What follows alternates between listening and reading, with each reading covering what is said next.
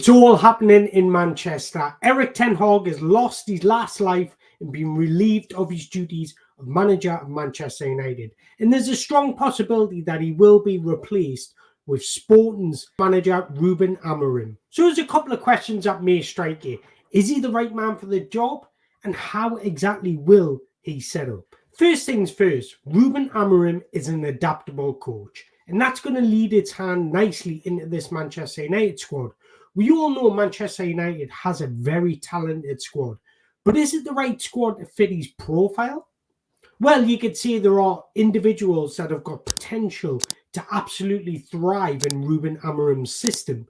But there's also those other individuals that will have to learn and learn very quickly. So that means tactical flexibility will be key. Amorim will not be able to dominate every single game like he does in Liga Portugal. But with Sporting, we've already seen that tactical flexibility, especially when he plays in those big European nights. Amorim will certainly bring tactical flexibility. He's more than capable of coaching a high press like we've seen at Sporting, a mid-block, a low block, but he's also shown the capabilities of tweaking his tactical style in possession. Sometimes he's shown that tighter, shorter build-up, looking to create triangles to beat the press, but he's also demonstrated the ability to go long and direct.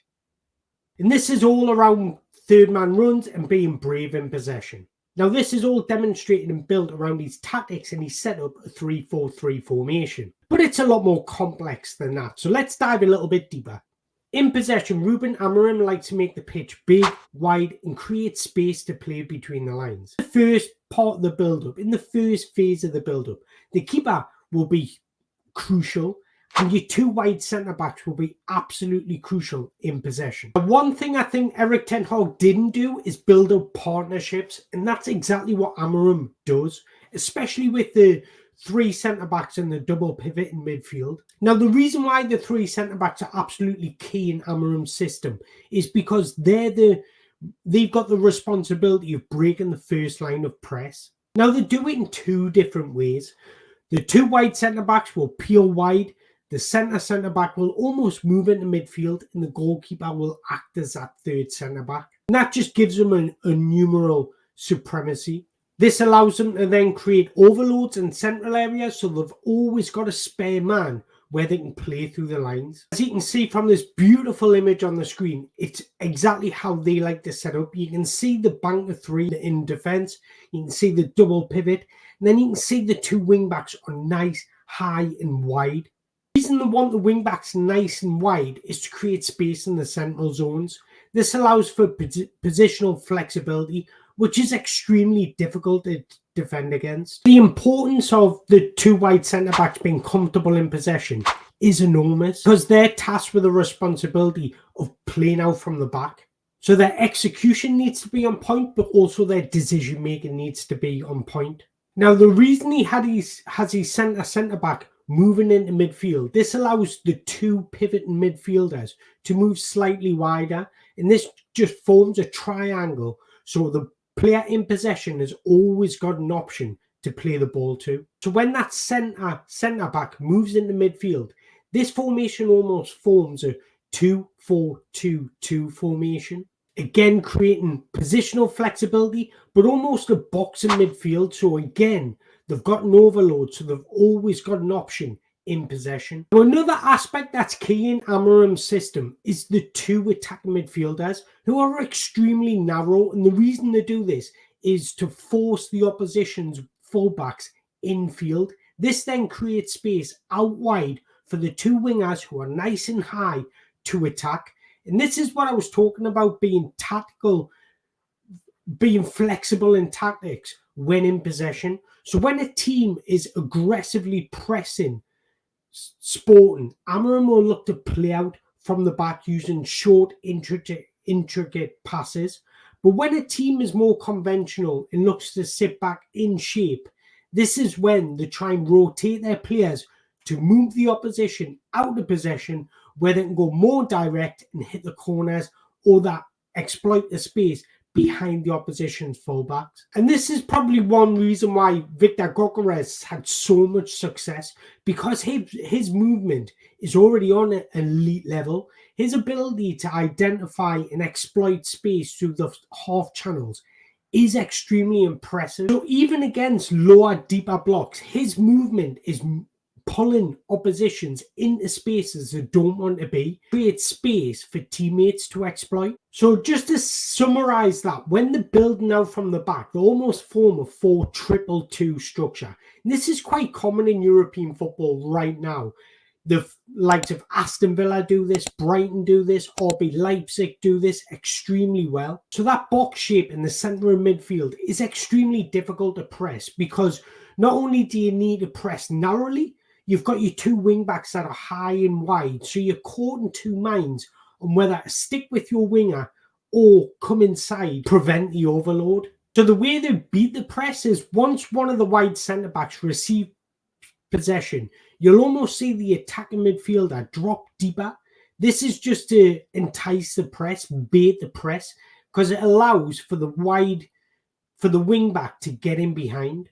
If we move further up the pitch, higher up the pitch, Amorim likes his teams to attack with fluid front three who rotate to find space between the lines. So for most part of this, the wing backs will hold the width, almost acting as very wide midfielders, with the two wide forwards moving inside and exploiting the channels. Now what's interesting is, at Sporting, they've had a range of different profiles in these two attacking midfielder roles. They've had the likes of Marcus Edwards, Pedro Goncalves, Francesco Trincao, Paulo Sarabia. They're all different kinds of profiles. Some are dribblers, some are playmakers. So it certainly offers flexibility on how to break down the opposition's backline. He uses Gogoretz in the middle of that front three. The profile of these players have to be extremely fluid and look to be extremely dangerous in third-man runs. So what I mean by that is attack from wide positions, but also rotate and have the ability to rotate in central positions. Now, this fluid rotational system is crucial in Amorim's system, because the importance of overloads in the inside channels is how they create so many chances. This image on the screen here is beautiful, and you can clearly see the instructions that Amorim's given them. The two wide players are almost in line with the centre forward. And then you've got your two attack midfielders attracting those inside channels, and you can almost see that box formation I was talking about earlier. Now, it's fascinating what they do once they're struggling to break down a low block. You'll almost see Gogoretz move almost on the toes of one of the attacking midfielders, and it's predominantly the one where the side of the ball is on. And the reason they do this is to create space for the other attack midfielder who's out the picture to make an incisive run. So when the wide centre-back has possession, again, you'll see that box formation, but Gogoretz will hover around that attacking midfielder to open up the two centre-backs of the opposition. And then you'll have the other attack midfielder making a third-man run, and this allows Sporting to go more direct and get in behind the opposition. But this also creates a double option, because it forces the fullback inside, and this creates space for the left wing back to get in behind. So if you do need to play that long ball into the channel, that's also an option. Now, the caveat to this style in possession is they're extremely vulnerable to the counter-attacks. As I spoke about earlier, the two wide wing-backs get high and wide, almost in line with the centre-forward. This leaves numerous amounts of space in behind in those wide channels. And we've seen on numerous times teams exploit this, especially in Europe. And another vulnerability in possession is they always look to play centrally. When it comes off, it's extremely effective. But if a pass is intercepted, they're extremely vulnerable to overloads. This is why I say the three centre-backs need to be extremely proficient in possession, because their decision-making and execution needs to be on point. What they like out of possession? Well, out of possession, Amorim Sporting is one of the most intense, aggressive teams in Portugal. Sporting will form a 5-3-2 formation when they're pressing, which will revert to a 4-4-2, which is probably the best pressing system against the team that wants to play out from the back. But I always see Football's built on partnerships, and for managers, it's built on profiles. And Amorim's clearly identified partnerships within the sporting team. The press and trigger is absolutely phenomenal. Ideally, what they're looking to do is prevent any central danger. So they look to force the opposition out wide. And that's where the winger of whichever area the ball is on will step into the formation of a 4-4-2 system.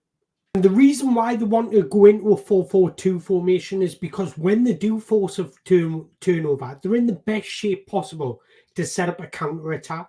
Amorim's sporting team ranked 4th for the most high turnovers in Europe last season. If they do fail to win a high turnover, they will drop deep into a 5-4-1 formation, and this implements defending central areas and forcing the opposition out wide. And then once the opposition have the ball out wide, they look to force them back inside. And the reason they do this is so they can press in numbers and aggressively. Because by forcing the opposition out wide, this allows them to get into shape centrally. So when they do need to trigger those presses, they're in the right position and can time it perfectly. And the reason they revert to this and force the opposition inside is for when they do force a turnover, they're in pole position to counter-attack. So how could Manchester United line up in this sort of system? Well, I actually think they've got some players that are actually going to get better under Amorim. And Onana has shown the ability to play out from the back. So I think that's a solid goalkeeper to have in this system. Lisandro Martinez, I think, is going to be key to everything Amorim does. I think he's got the right profile to fill in that left centre-back position. And then you've got Matthias de Ligt, who's comfortable on the ball. We've seen it at Ajax. It's a different role. He's never played regularly in a back three. So it's something that he's going to have to come used to. But he's got the attributes to play that role. And then I like this. I like this role for Lenny Oro. The right centre-back, once he's back from injury, of course, because he's comfortable in possession. He's got wonderful athleticism. He's quick on his feet. And he's quite decisive in his passing. So I think that could be a key return for Amorim once he's back from injury. With Luke Shaw being regularly injured, I'm going to leave him out of this. And you could have Diego Dalot playing at right wing back with Mazraoui playing at left wing back. But for me personally, I do think they're two positions that they're going to have to improve on. Obviously, they can't do anything right now because the transfer window is closed. So they're going to have to make do with what they've got. Then your two double pivot. This is crucial. These need to be a partnership because these two players need to play very close and compact together. And if first of all, I would have Ugarte. And the reason being is because he's played the system under Amorim before. So to have someone that's played the system, that knows exactly what Amorim wants and how he works is absolutely crucial. But not only that, the two pivot midfielders need to be extremely mobile, and Ugarte can get around the pitch.